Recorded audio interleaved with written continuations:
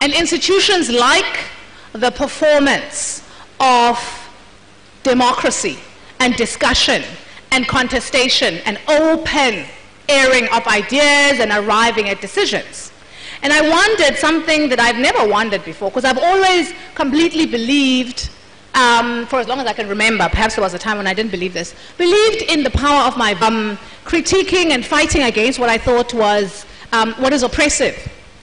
But it occurred to me recently that, in fact, there's a way in which the exact same behavior, the exact same performance can be transformative and transgressive in one context, but also be complicit and give legitimacy in another context. So once this vote has happened, right, people can say, but we did have the contestation, we did listen to the 5 crazy people, and we're continuing as usual, and now I was part of, officially I was part, I'm on Senate, University Senate, so as a full professor, so officially I'm part of that decision too, even though, you know, and so it made me then start to think about,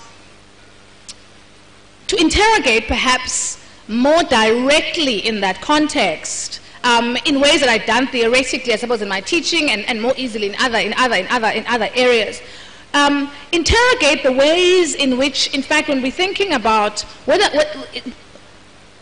the boundaries between voice and voicelessness, right? We always think about them as, okay, so voicelessness as a problem, and voice as power, right? Silence as being silenced. And taking up space as always necessarily a transformative and powerful exercise of power for those of us who are African feminists in the world, or for those who are African women in the world. And it made me wonder about the need to interrogate, to think up, to continue to think about ways to participate in those spaces or to disengage from those spaces.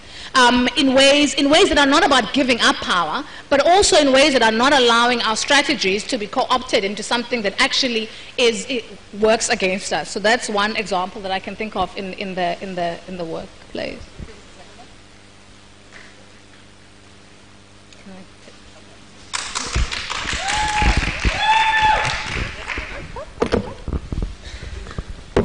And I don't know if you caught between what Phumla was saying, or if you know her work well, but if you don't, it was partly around being one of the few professors that actively raised their voice in defense of the students protesting and fees must fall, so that the students weren't going to be shot at and militarized in the obnoxious way that they were. So we thank you for that, Phumla. I mean, okay, body. So as I said, I mean, a lot of the terrain of work that I've done is around the body. So I spent about 5 years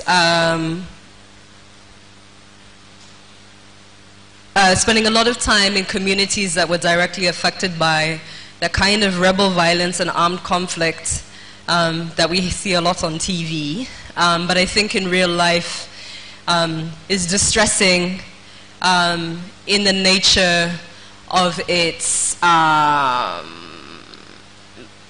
sadism, you know, the kind of violence which is not just shooting somebody but torturing them. And I have I'm an incredible empath, unfortunately, so I was absorbing all of these stories of women and sort of going down in terms of my thinking or understanding about the possibility of survival. And I guess there were 2 moments, not linked, but in neighboring conflicts and related conflicts in Rwanda and in Congo. I went to Rwanda to assess initiatives that were supporting women living with HIV. And we went to this one community. You know, Rwanda is very organized, which is partly why the genocide was so efficient, because they're very organized. They're a little bit like Swiss people who are just, or Germans, very organized. And so all of the survivors of the genocide actually are on a register, and they get special, you know, housing and different types of support. And so we went to see one of these projects because a lot of the women, of course, who were survivors of the genocide had HIV. And so we were sitting in this room with the sisters, and they were just talking a little bit about where they were. And this is at least 10, 12 years after the genocide. But, you know, pain never leaves you, I thought. And so the women were, you know, talking about, oh, and you know, to this day, they took my cows. You know, for pastoralists like us, cows are very important. If somebody takes your cows, it's a big thing. So they took my cows, you know, the people just mourning and all of this sense of distress. And then I went into the administrative office because I needed to look through finances and talk about things, and the survivors stayed outside. About 30 minutes into the conversation with the finance person, we literally couldn't hear, because the women, who were in quite advanced stages of AIDS, were dancing and singing to the point that the entire room was shaking. The entire room was shaking, the building was shaking, and we couldn't hear. And I thought, this is incredible. The strength, the power of this embodiment of women together as survivors in this kind of regenerative process of making themselves new again. It struck me. At another point, I was in Bukavu in Eastern Congo, and this was kind of like a real low point again of a lot of bearing witness. It can be quite draining, as any survivor also knows. And so we were in this field, and it was a field of women, Congolese women, who had basically, it was actually at one point that piece of land was the largest refugee camp in the world. And I don't know if you guys follow a lot of the history of the conflicts that happened in Africa, but at one point actually, the UN peacekeepers couldn't protect the people anymore, and actually the genocidaire jumped over the walls of this camp, and basically there was an enormous massacre. So we were on the same land, and these women had basically taken to farming it. So they were growing beans, there were sunflowers everywhere, and they were growing beans, and basically at the time we came, it was time for harvest. And again, these are women who come from communities all around the area who basically had to leave their families or leave their communities, partly out of shame, partly because they had been displaced and they had faced, again, kind of horrific violence. And so there are these sisters, and again, this dancing and singing, and they came and they gave us clothing, they'd sewed things for us, and they dressed us in these clothes, and they were harvesting the beans, and we were singing and we were dancing, and it was kind of like this elation and this kind of spiritual high that I know you guys get when it's like 2 a.m. in a nightclub and you're dancing to some amazing music and you're just like, wow, in another space. You understand what I mean? Okay. And again, for me, those two moments were moments of realization about the meaning of survival. Because actually, we often think of violation as the end or as a kind of death. And indeed, it may be, but the possibility of a rebirth is also there.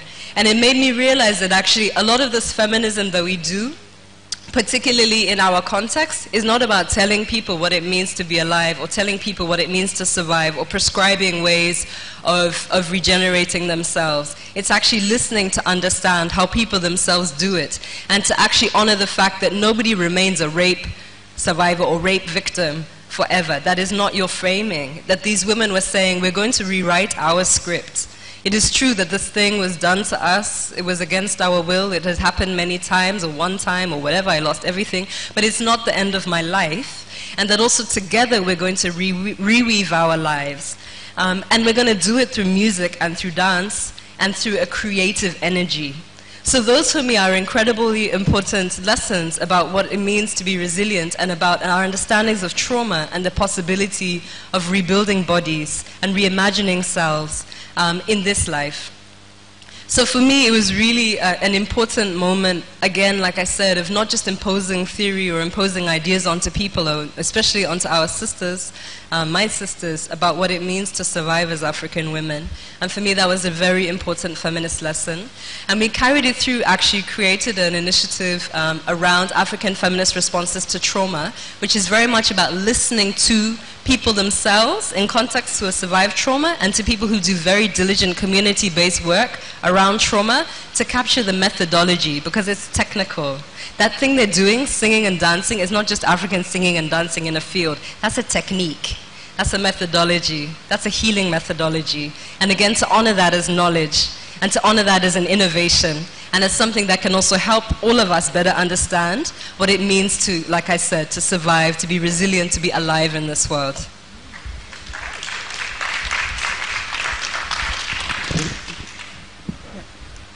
I would like to talk a bit about voice and space.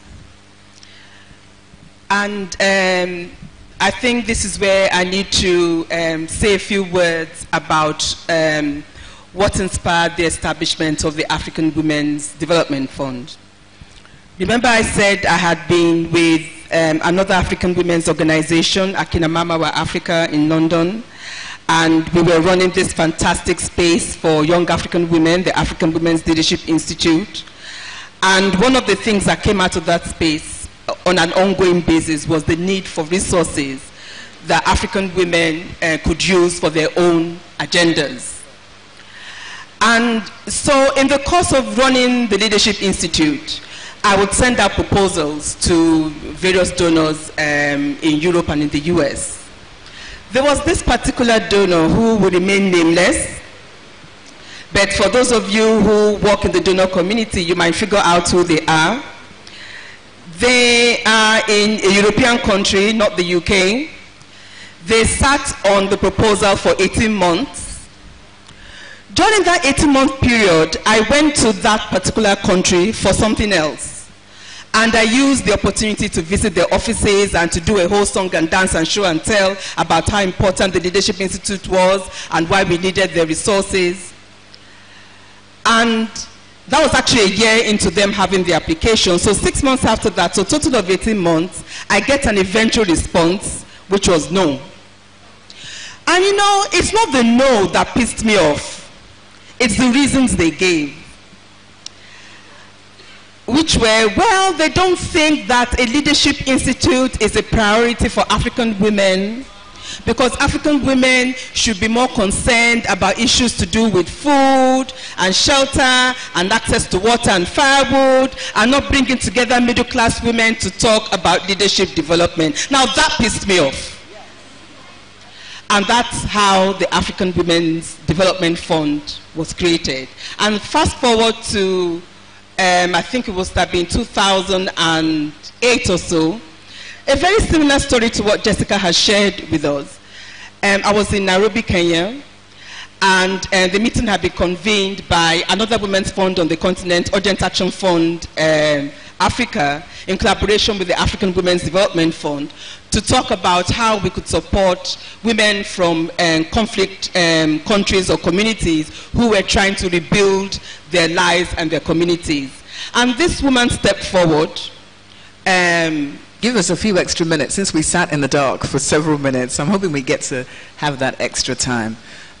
Second question, I want to ask each of you to speak specifically about your personal relationship to feminism. And I ask that question intentionally because so often we think about feminism as an ideology, as a theory, and part of the reality of feminism, how do you live it in your daily life when you're in community, in society, in family, and globally? And what does that relationship mean? I think we're in this moment where feminism is this point of arrival, whereas a border is not about arrival, it's about transition. It's about moving from one space into another space. So if that is true for a physical border, in terms of your relationship with feminism, and we're going to literally break it all the way down into how we think about relationships. So, like, is it a hot date? Are you excited to bring feminism into your life? Do you anticipate how you're going to work within it and move within it? Do you dress up? I don't mean literally, I mean how you approach it. Is it exciting for you? Is it a marriage? You've made a commitment, it's long term, it needs work, sometimes you want to leave. Is it that? Is it a divorce? Are you forever breaking up with feminism and wishing that feminism would break up with you? Does it just get too hard to live it in your real world and you just want to put it down and wish that you'd never met it in the first place? Is it an affair? Is it a place where you go occasionally, do some great shit, and then leave and go back to your regular life? And I think that question is important because I think we're in a moment where feminism, African feminism, is about this point of arrival. You are either feminist or you are not. Whereas I think the wonderful thing about Ake, I've been literally bouncing between Pumla's book, Mona's book, Bissie's book, and thinking about this notion of growing in my body, the evolution of my feminism, being traumatized into feminism. Is it about how you started or is it about that you start? And what is your relationship to it? Give me an example of where there's been a transition or a change and why that change occurred. And we need to do it quickly. Let me start with you, Jessica, this time. So it's interesting that you say that, because I feel like I've always been a feminist and I always will be, partly because I was raised in a very politicized household and my mother was taught herself feminism as a way of freeing herself, which is how she put it. And so I feel like it's a long-term, and I'm not really into marriage, so let's just say like it's a long-term engagement with some hot dates in between. You know what I'm saying? Like, we try to keep the pepper inside, you know? And so, yes, so it is a journey though, and there have been lots of questions along the way. Very quickly, I think one of the things that it's just maybe expected, because feminism is ultimately about gender, is how I relate to different gender identities. So my biggest feminist question to start with was actually around trying to understand transgender, but this is a long time ago. And I'm glad it happened a long time ago. It was like the late 90s. Because now it's become the issue of the day, and I'm really glad that my politics is clarified. But initially my thing was that I didn't have a problem with people being transgendered. My issue was just with trans men, because I couldn't understand why somebody would want to leave the most beautiful thing I thought it was to be in the world, which was to be a woman and to become a man, and usually the choice is to become quite an obnoxious dude. And I was like, why would you even do that? Like, women are so fantastic, you know, why would you want to become an obnoxious dude? We have too many in the world. We're trying to, you know, reduce the number. So yeah, so that was my 1990s feeling, and now I kind of understand that actually it's way more complex than that, and gender is not binary. So now comes my battle with men, bless you guys, because I'm like, oh, everybody apart from the cisgendered men are okay. You know, so now I'm having to really understand, you know, because we're all like, yes, diverse, you have to include everybody apart from the, the guys who are born male and male identified, right?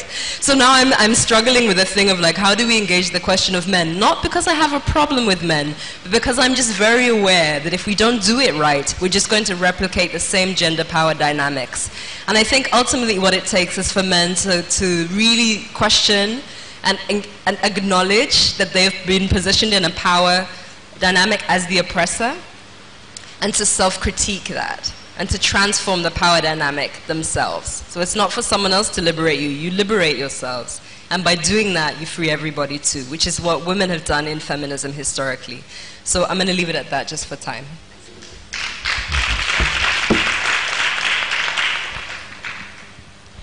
I've always been a feminist, right from when I was always asking questions as a young girl.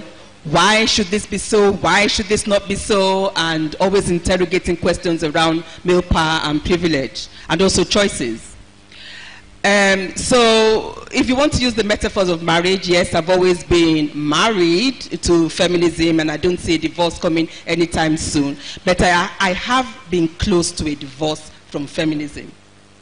And it's a great thing that I'm sharing the platform with Pumla and Jessica, because we were all in Zanzibar in 2003.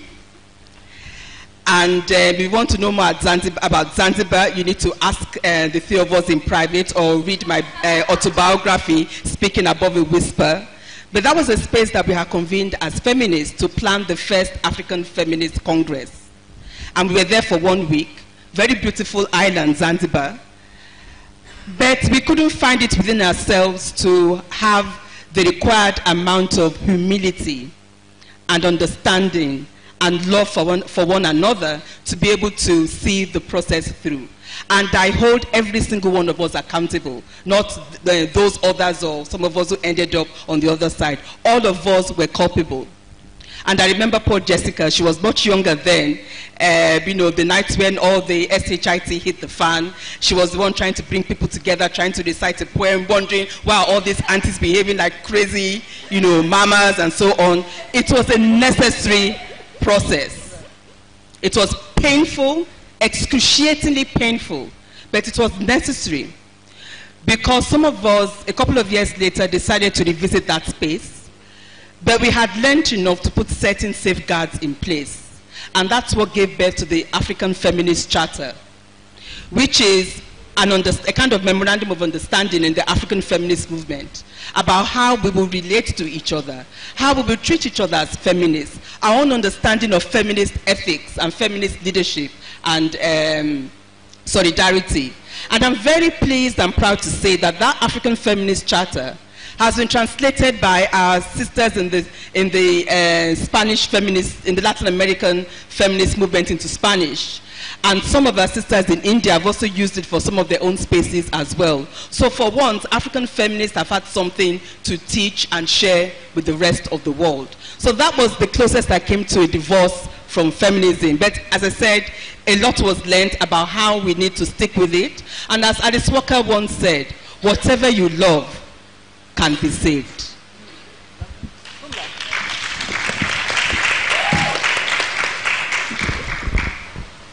So I started calling myself a feminist when I was 15. And I started calling myself a feminist when I was 15, not because that's when I became a feminist, but because that's when I discovered the word.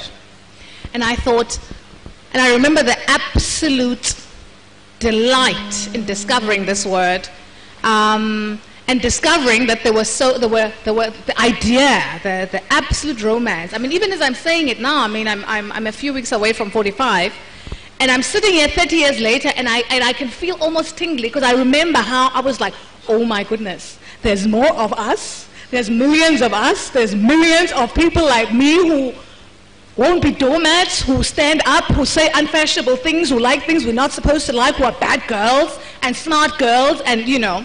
So for me, my relation to feminism is one of, it's explosive, it's dramatic, it's a lifelong, unconditional commitment. It's hard work sometimes. And it's hard work, it's an endless classroom.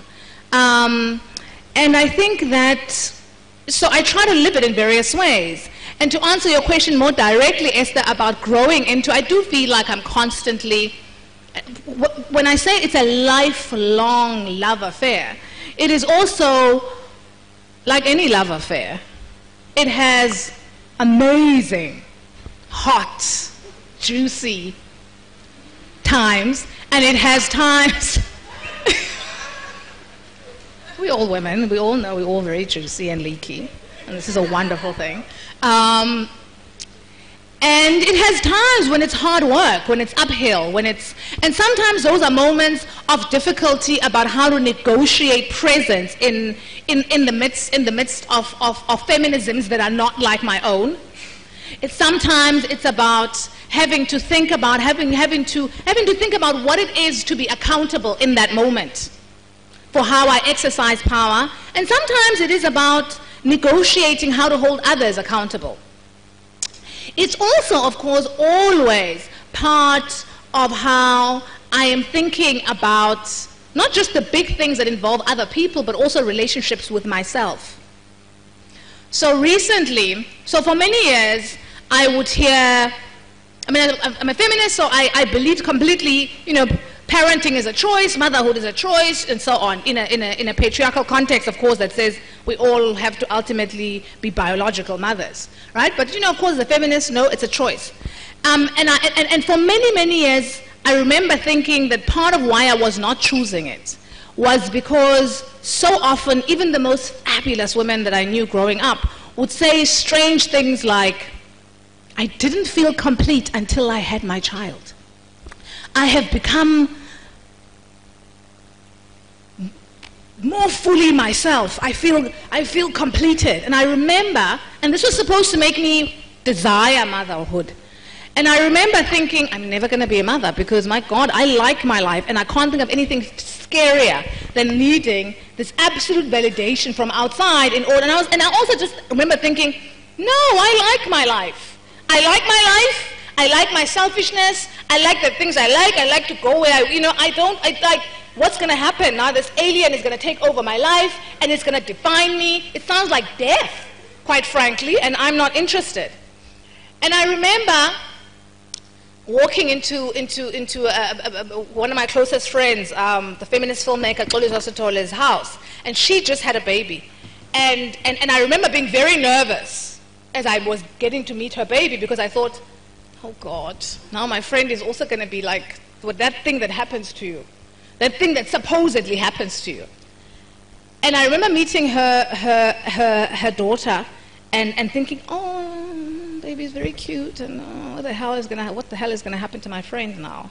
And she said something that freed me in ways that I didn't even know I needed freeing. I said, oh my God, it's great. And we were with another friend, Pumeza, and Pumeza said, oh my God, do you feel complete now? Is this the best thing you've ever done? And da-da-da-da-da. And Xolisa said, no, well, my daughter has a life, I have a life, and I have no intention. She's not my life. I'm not her life. She has her life, I have my life. We have an overlapping life. Of course, I have a responsibility to her. I adore her. It's going to be a great love affair, hopefully. But she's not my life. And no, I don't feel complete. I like my life. I built my life to be exactly the way I wanted it. I have no intention of now being defined through this. And I remember for the first time thinking, whew, God, okay, maybe this alien, because I also used to look at feminist mothers and think, shame, it must be so hard because now this thing has taken over them too. Now they're fighting this thing constantly. And I was like, it's hard enough being a feminist in the world. I don't need another fight now to be fighting myself every day with this parenting thing that takes over you. And so I found that so that was a very strange thing that I wasn't anticipating it until, and of course when I eventually chose to parent in various ways, that came with other challenges that I thought, I understood the theory, I'd read the theory, I understood, feminists and African feminists specifically, especially in literature, have written so much about you have complicated the ideas, kind of patriarchal ideas about motherhood so beautifully, and I could recite the stuff in my sleep. But of course it comes with incredible challenges when you're trying to do it. And there's an incredible, and so that's been an area of incredible growth, which I now find quite valuable, because I think that part of what those moments where I am challenged allow me to do, they allow me to remember how important process is to my feminism. They allow me to remember and to rediscover the joy in continuing to grow into my feminism and to grow in love with my feminism and with feminism. And so, yes, that's what I have. So we're going to open up the floor so people can ask questions. And just before we do that, the last thing I said I was going to mention was about feminist supremacies, and I'll ask you to kind of incorporate answers as people ask questions.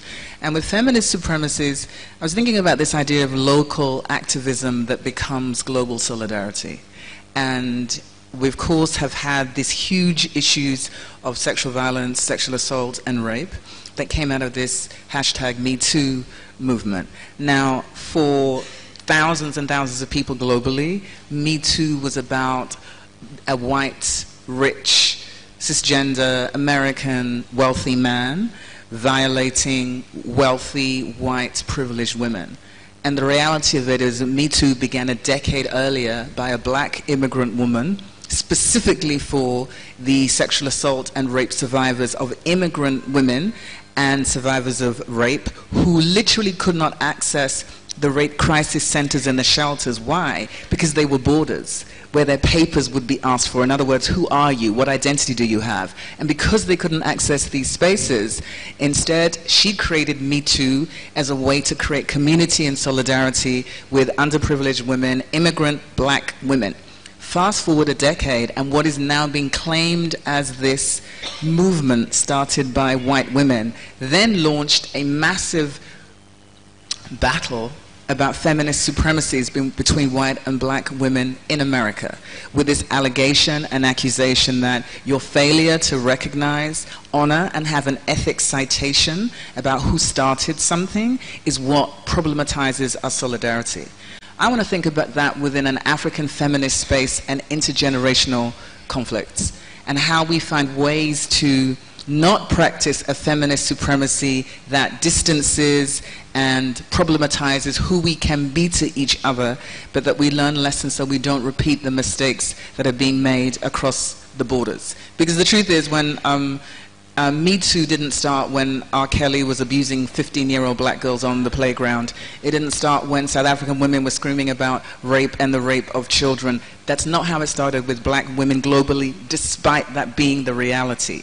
So you can't engage And how do you engage and how do you trouble this notion of feminist supremacy whilst recognizing that origins matter, citation ethic matters? Otherwise, what do we mean when we talk about solidarity and sisterhood? So I'm going to have you can kind of comment on that as we open up the floor. So put your hands up. I don't have glasses on. Lady on the far. I'll take 1, 2, 3. We're going to take them all together, and I'll just take notes of what you ask in order that we can get as many questions as possible. Is it? Yes, it's on. Okay. I wanted to ask about the Maputo Protocol in particular. I wanted to know, you know, I'm a feminist, I'm still learning, I learn every day, but I wanted to ask in particular, do we have deadlines? Because we've got all these countries that have signed it, and, well, 49 and then 15 have ratified it, but what deadlines do we have as women where we're saying we need to hold African governments accountable to ensure that they push these particular issues on gender rights?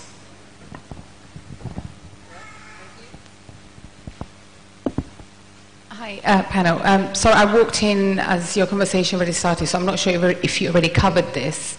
I'm sure you get this question all the time, but it would be good to kind of explore what are your thoughts on women or men who wouldn't consider themselves feminists. They wouldn't use it. I have a very good relationship with feminists. I guess it's the best relationship I've ever had in my life. So I think it would be good to, because there might be people in this room who might not consider themselves feminists, but they might not want to actually say it. So it would be good to get your view on that.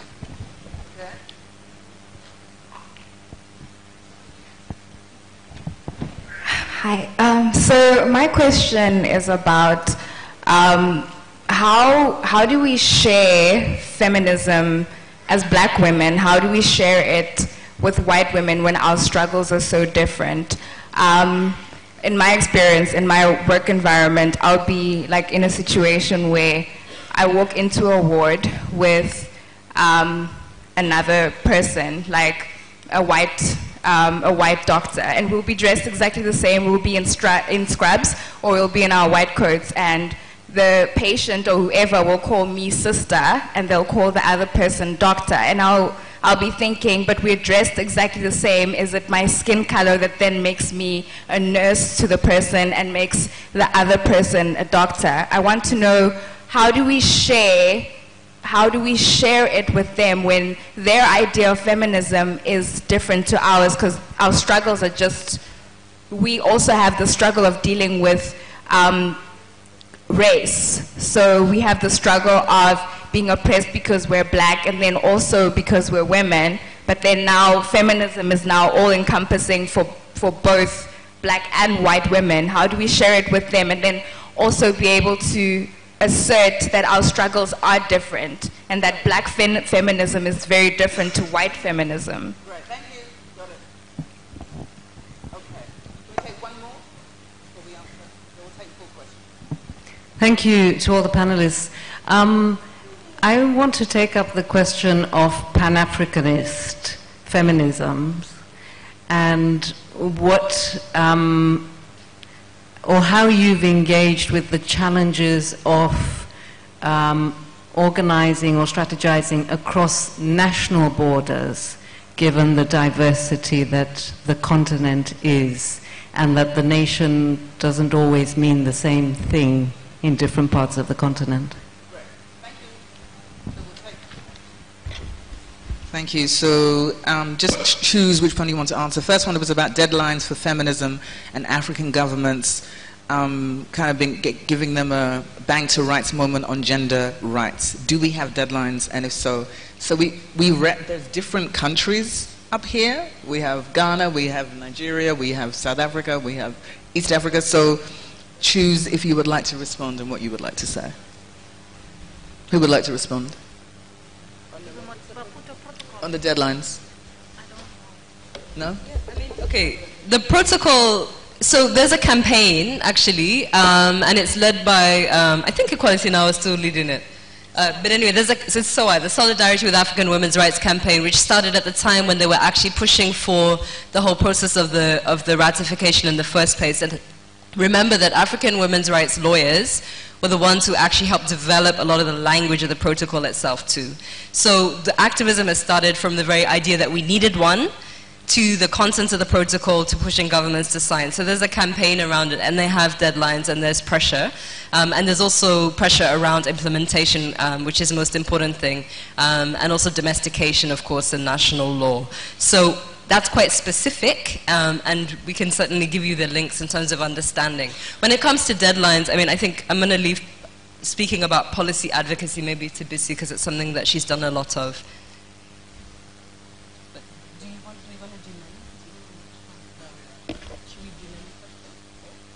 Yeah. Okay, so maybe you could just, on the policy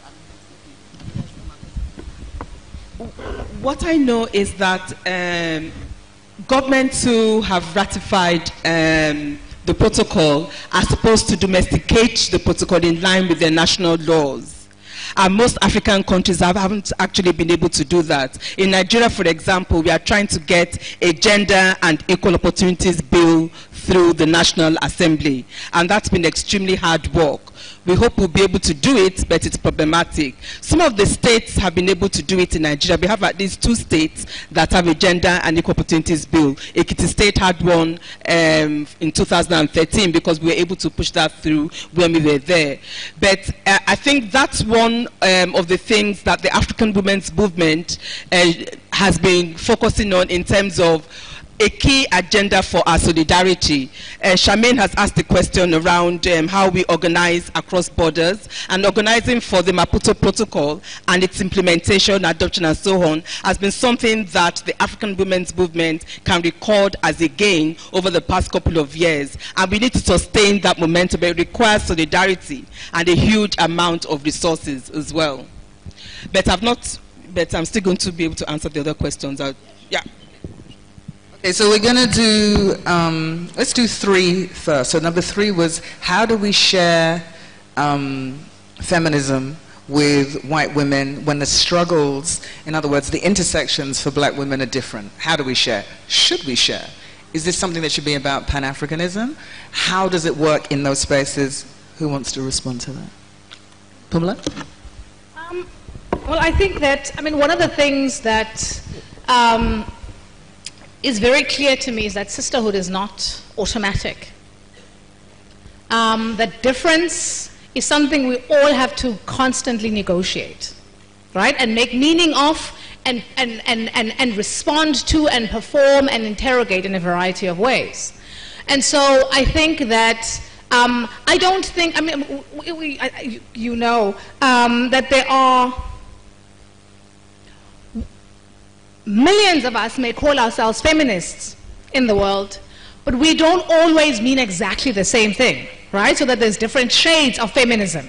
And there's different forms of feminisms and feminisms, and even black feminism is not necessarily the same thing everywhere. Black British feminism is not necessarily the same thing as kind of historically black feminism under black consciousness in South Africa. It's not the same thing as how black women are necessarily prioritizing and doing things in Latin America or the Caribbean or Canada, right? And of course there's a sense in which certain things get to mean black feminism which do not necessarily contain all of the things that black feminism mean. So my answer to that would be, how do we share feminism with white women? I think that we don't necessarily have to, right?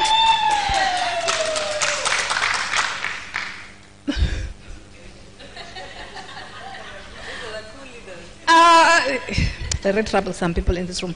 We don't necessarily have to, but we don't necessarily automatically share feminism with other black women either, right? And I think that for me, one of the most valuable things about self-identifying specifically as an African feminist, although I answer to being called other things, one of the kind of very deliberate things for me about qualifying when I do qualify my feminism as African feminism, is the way in which I feel that there is very often a concerted effort to deal with difference, to think about difference, to go to the difficult places where we all fall apart and fuck up sometimes, and maybe sometimes get around and sort ourselves out or not sort ourselves out, right? Because I think very often the danger is in assuming that we're all in the same. I mean, can we take for granted that we have the same feminism as black women when some of us are xenophobic, and some of us are homophobic, and some of us are Islamophobic? I don't think we can, right? And I think those are boundaries, those are conversations that need to, or we know those, when some of us exercise educational and class privilege in very specific ways, when some of us come from countries that are dominant on the continent over others, where some of us come from places like South Africa that do the things that they do on the continent, or where some of us come from the US and are able to benefit from US hegemony in ways that are unearned and perhaps unintended, right? And so I think this question around what do we do when we share feminism is not, for me, it's not something that's automatic. It's a question, it's an ongoing interrogation, it's an ongoing negotiation. And part of that ongoing negotiation is earning sisterhood. So for me, sisterhood is earned, right?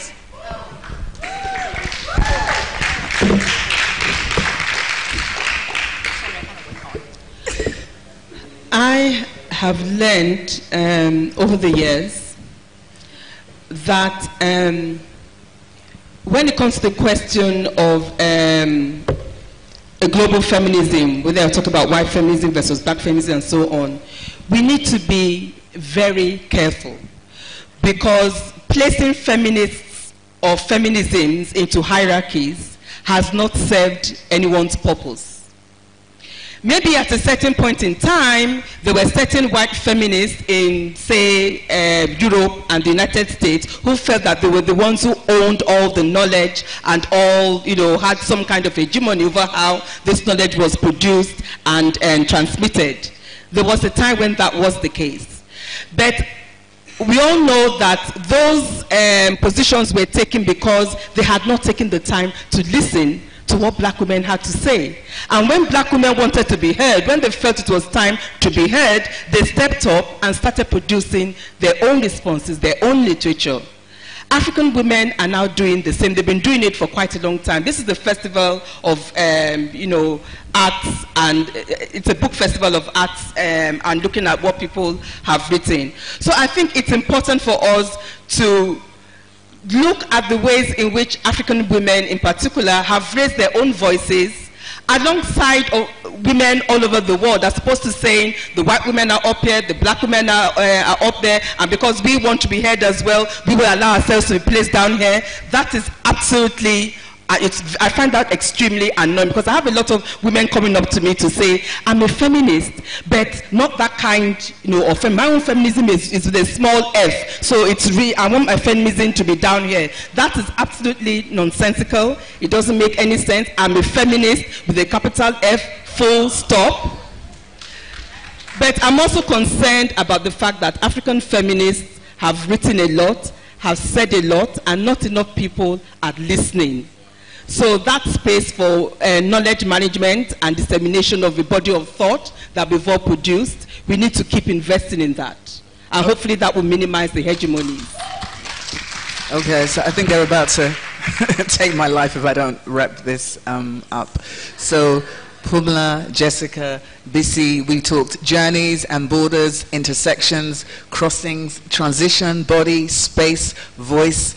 Kill the hierarchy, not just the patriarchy when it comes to feminism. Ladies and gentlemen, thank you so much. This is a Women of the World collaboration with Ake. My name is Esther Alma. Thank you so much.